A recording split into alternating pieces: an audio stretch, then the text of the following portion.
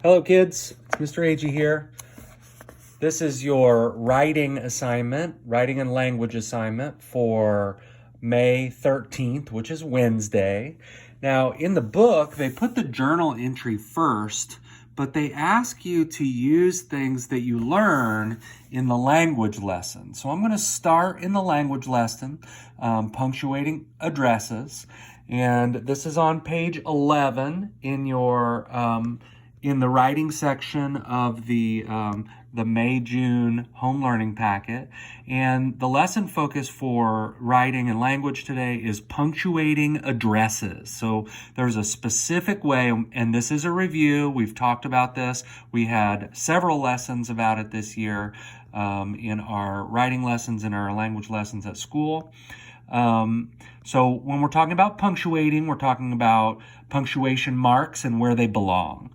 And when you write an address, there is a very specific way to use punctuation marks in that in that writing.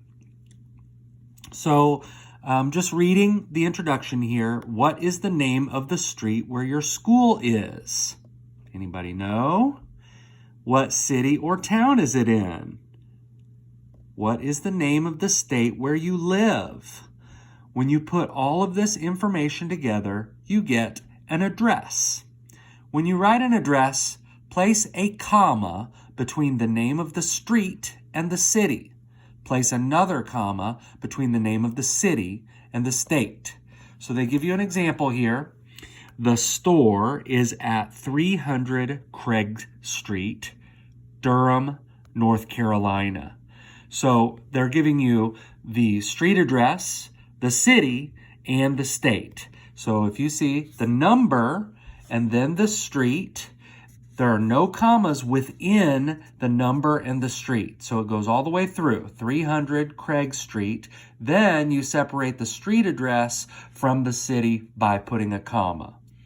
And then they name the city, which is Durham, and separate the city from the state with a comma.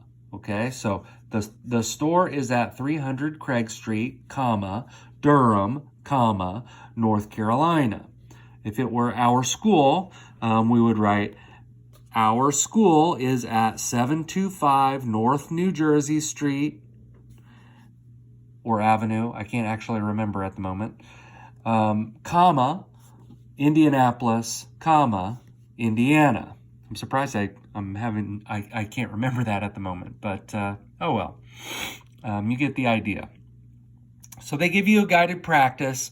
They ask you to rewrite each address, so practice your handwriting. And we're always striving to be neat, organized, and beautiful.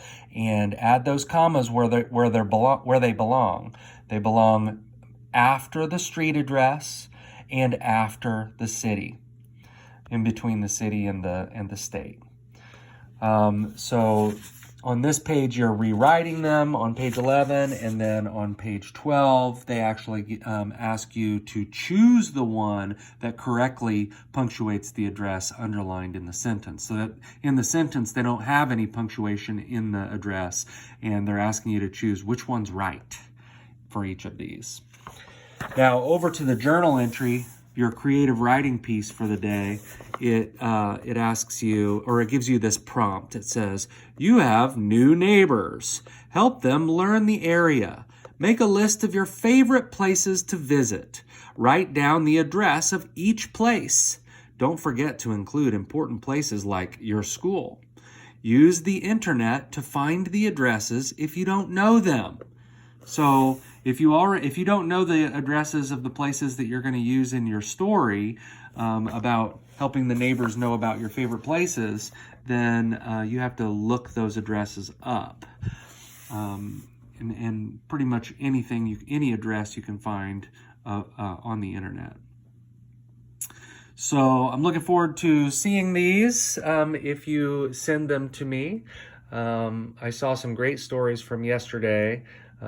Fletcher wrote a really funny story, but I like seeing your work. I miss you guys, and I think that you are well equipped to do a great job on this. Good luck, have fun, and I'll see you later.